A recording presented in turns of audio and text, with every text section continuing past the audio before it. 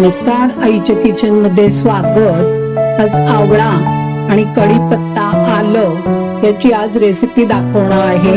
साखर, गूळ, मध काहीही न घालता वर्षभर टिकणारं, रोगप्रतिकार शक्ती वाढवणारं हे असं त्याची मी एक अशी छान पटकन होणारी रेसिपी दाखवणार आहे.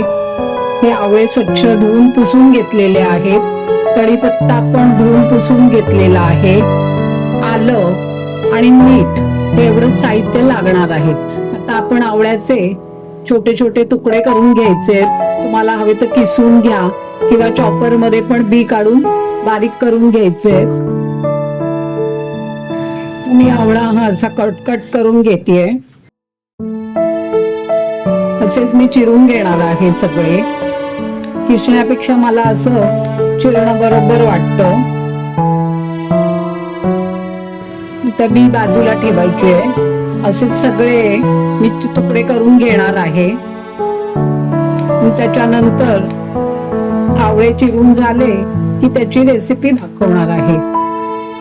ज्यांना शुगर आहे त्यांना पण आवळा खायचा आहे तर ही मी रेसिपी दाखवते. शुगर वाले पण खाऊ शकतात, बिन शुगर वाले पण खाऊ शकतात. म्हणून ही आज रेसिपी मी तुमच्याकरता खास घेऊन आलेली आहे. आवळे हे छान चिरून झालेले आहेत तुकडे करून. आता मिक्सरच्या भांड्यात, मिक्सरचं भांड कोरडच घ्यायचंय. त्याच्यात हे आवळे घालतेय सगळे. आल्याचे तुकडे, कढीपत्त्याची पानं आणि मीठ, हे काळं मीठ घालतेय मी. आणि आता छान आपल्याला बारीक वाटून घ्यायचंय. पाणी अजिबात वापरायचं नाहीये. आणि मी आता हे वाटून घेते. तर हे छान वाटून झालेलं आहे. तर मी इथे पांढरा कपडा घेतलेला आहे, स्वच्छ पातळ मलमलचा, आणि त्याच्या खाली चाळण ठेवली आहे आणि खाली बाऊल ठेवलाय. कारण जर डायरेक्ट चाळणीत गाळलं तर थोडासा आवळ्याचा बारीक किस असतो, तो येऊ शकतो. म्हणून प्रथम आपण याच्यावर कपड्यावर हे गाळून घ्यायचंय. ते परत चाळणीतून गाळून छान पातळ द्रव येईल बाहेर. हल्ली सर्वसाधारण लोक गोड खायला टाळतात. त्याच्यामुळे मी आज ही रेसिपी दाखवते की तर ती सगळ्यांना फायदेशीरच आहे. आणि ज्यांना गोड खायचंय ते पण ही रेसिपी करून त्याच्यात पुढे साखर वगैरे घालून घेऊ शकतात. ते पण मी सांगणार आहे कसं घ्यायचं ते.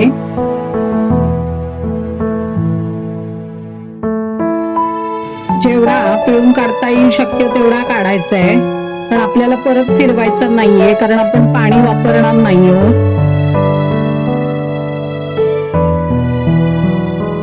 ह्याचा मी सगळा छान काढून घेतेय. रस छान आलेला आहे.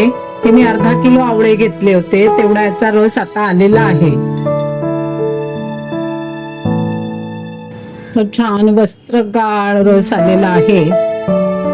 हे बघा, असंच जर तुम्ही फ्रीज मध्ये हा असाच रस काढून ठेवला तर एक साधारण 15 दिवस किंवा 1 महिनाभर राहू शकतो. नंतर तो खराब होतो. आणि हे सगळं आलेलं आहे रस काढून. हे आता मी सुकवणार आहे. ह्याच्यात थोडस जिरा पावडर, थोडस मीठ आणखीन घालून हे वाळवणार आहे. म्हणजे हे सुपारी सारखं येता जाता खायला छान लागतं. आणि हे टाकून नाही द्यायचं, हे खायचंच आहे आपल्याला. याच्यात तुम्हाला आवडत असेल तर कढीपत्त्या बरोबर आंबे हळद येते, आता सीझनला खूप मिळते, त्याचे पण 2-4 तुकडे टाकले तर रंग पण खूप छान येतो. आणि आपल्या आरोग्याकरता देखील हळद चांगली असते.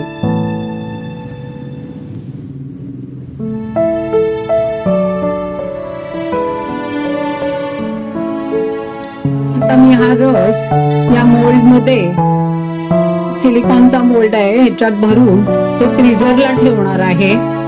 त्याचे आपल्याला क्यूब बनवायचे आहेत. किंवा साध्या आपल्या फ्रीजरचा जो बर्फाचा ट्रे असतो त्याच्यात सुद्धा आपण भरून ठेवू शकतो. याचा मी सगळं भरून घेतेय.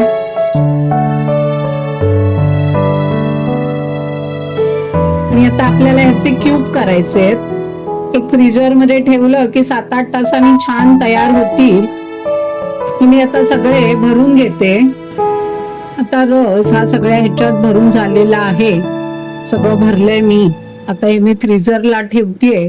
ते तयार झाले की मग हे कसं घ्यायचं हे मी सांगणार आहे तुम्हाला.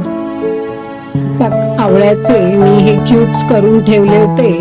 एक 10 तास झालेले आहेत. छान क्यूब तयार झालेत.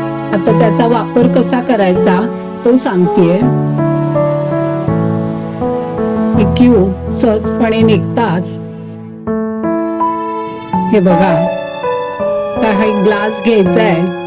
त्याच्यात हे छोटे आहेत. जर मोठा केला तर तुम्ही एकच घ्यायचा क्यूब, म्हणजे किती घ्यायचंय ते. आणि असा घालून त्याच्यात पाणी घालायचं. गरम घालायचं, साधं थंड जसं आपल्याला घ्यायचं असेल तसं.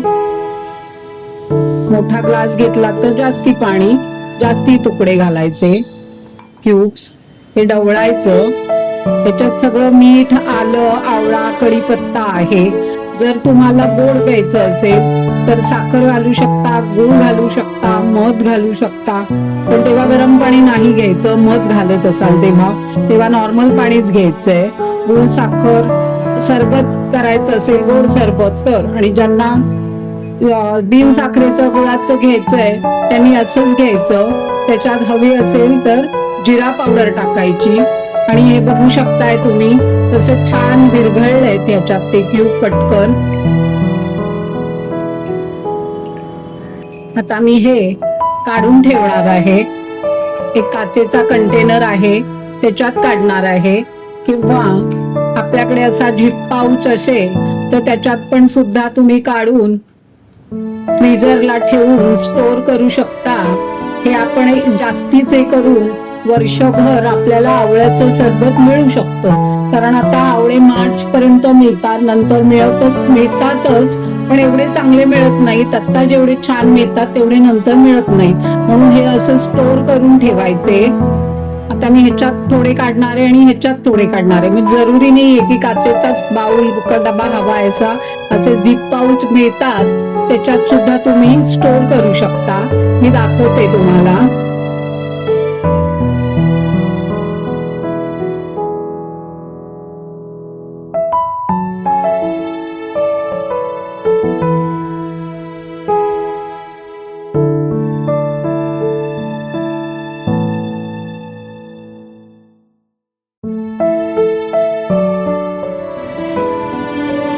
आपल्या त्वचेच्या केसा करता, सगळ्याच करता आवळा, कढीपत्ता, आलं खूप आरोग्यदायी असतं. आरोग्याला पोषक सगळी तत्व ह्याच्यातून आपल्याला मिळतात. म्हणून असं तुम्ही नक्की करून बघा. हे बघा मी असे ठेवलेले आहेत. आणि आता हा डब्बा असा सगळं पूर्ण भरणार आहे. मी तुम्हाला दाखवतेय. आणि असंच मी आता हे फ्रीजरला ठेवून देणार आहे.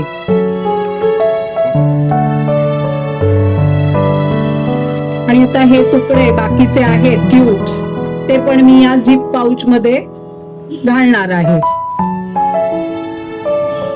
हे सहजपणे निघतायत, बघू शकताय तुम्ही.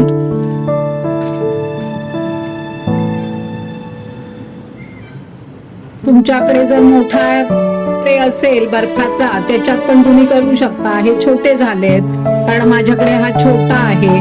मोठा क्यूब असेल तर मोठे केलेत तर जास्ती प्रमाणात करायचं. अर्धा किलोच्या ऐवजी 1 किलो करायचे, 2 किलोचे करायचे. हे आज मला 20 दिवस झालेत. हे 20 दिवस पुरतील.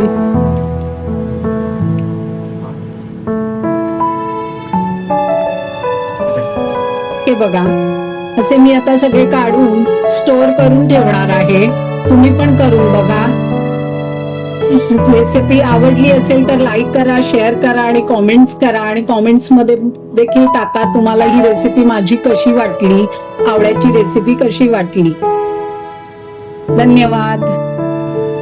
आवळ्याचे क्यूब तयार झालेले आहेत.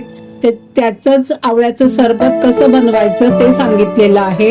आस्वाद घ्या, लाईक करा, शेअर करा आणि कॉमेंट्स करा, सबस्क्राईब करा. आणि तुम्ही देखील करून बघा.